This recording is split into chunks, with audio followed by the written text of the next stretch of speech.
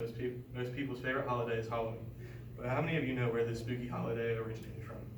Halloween is one of the most celebrated holidays in America, and very few people know its origins. Halloween has a dark and interesting past and wasn't always about parties and fun. Today I will be telling you how this fun and spooky holiday came to be. I'm very credible in this area because I have done extensive research through many credible websites.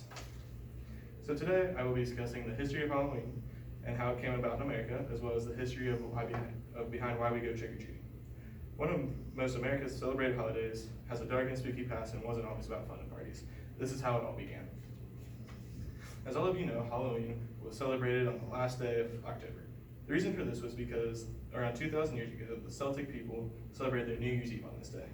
According to the article, Halloween, Origins, Meanings, and Traditions, by History.com staff, the Celts were a group of people that lived in present-day Ireland, UK, and northern France.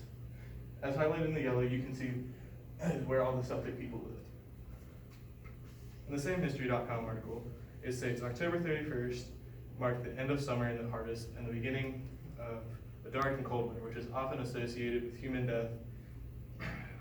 The Celts believed that on this day, the worlds of the living and dead would become older.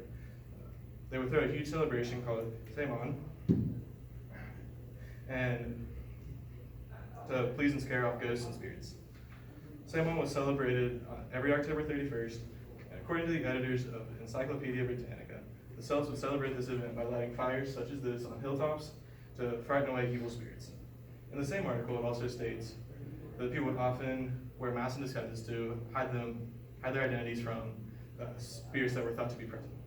Due to the costumes people would wear, people would associate this day with ghosts, witches, and hobgoblins and demons. The Celts also believed during this time that priests and other people would be able to tell fortunes.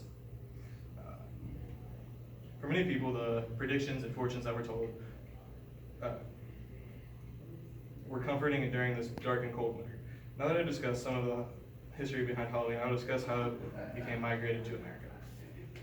For a very long time, the only celebration that was ever similar to Halloween was Samhain. Then, according to Halloween, Origins, Meanings, and Traditions, the Roman Empire had conquered most of the Celtic territory.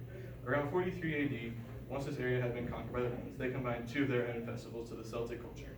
These two festivals were Ferlai, which was similar to Day of the Dead in Spanish-speaking countries, and they also did another festival to please the Roman goddess of fruit and trees.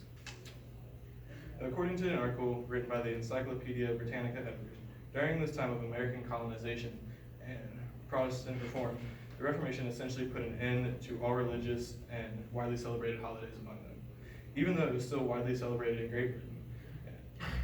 In the same article, it also states that along with other festivals and celebrations of Samhain and celebrations similar to Halloween, they were widely forbidden among the American colonists.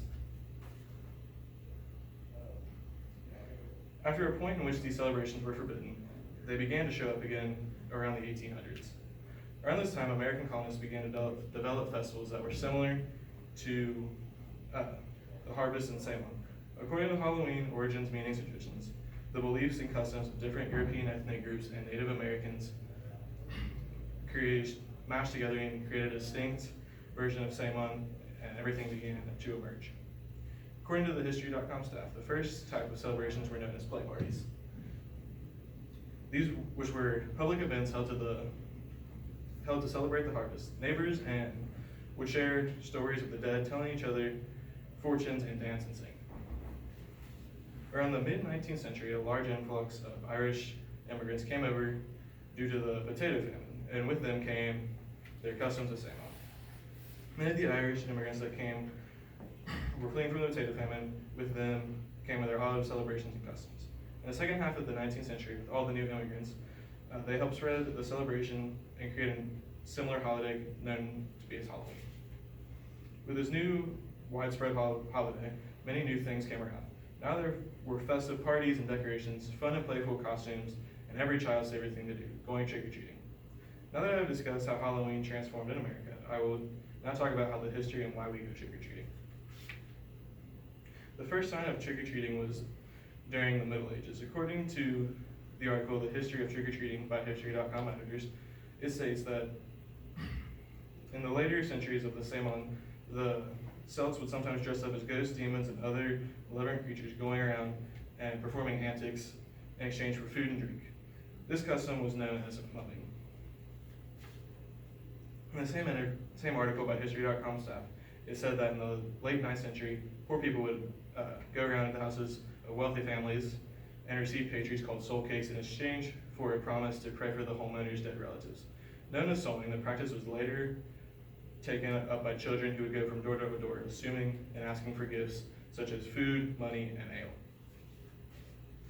And during this time, in Scotland and Ireland, young people took up the tradition called guising, dressing up in various costumes, accepting offerings from homeowners. Rather than pledging to pray for the dead, they would sing, recite a poem, or tell a joke and perform any other type of trick before collecting their treats, which typically consisted of fruit, nuts, and coins. And now modern day trick-or-treating does have some similarities, but it also is similar to a celebration from 1606. This celebration was called Guy Fawkes Night, also known as Bonfire Night.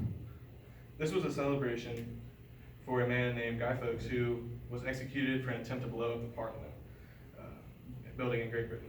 The day of his execution, many children dressed up in masks and went from house to house begging for pennies. According to the History.com editors, communal bonfires, or bonfires as they were called, were lit to burn effigies and symbolic bones of the Catholic Pope. By the early 19th century, children bearing effigies of foe were roaming the streets on the evening of November 5th, asking for a penny for Guy. Eventually, all of that migrated over into the colonized America, and trick-or-treating was born. Today, no one really knows where the phrase trick-or-treating was originated from, but it was made popular by a 1952 peanut comic titled Trick-or-Treating, which had Donald Duck with his nephews Huey, Dewey, and Louie. But this wasn't the first time that was recorded abuse. The oldest account that I found was from a newspaper from November 4th, 1927. It was out of Alberta, Canada. According to an article by Rose Evelyn, it seems that trick-or-treating was very popular in Europe, but didn't really emerge in the US until the 1920s and 30s. Then at the start of World War II, trick-or-treat came to a screeching halt due to sugar rationing going on for the war. But once the war was over and the baby boom began, the holiday of Halloween became the nation's second most celebrated holiday, according to History.com. Thank you for your time. I hope you learned a lot about Halloween today.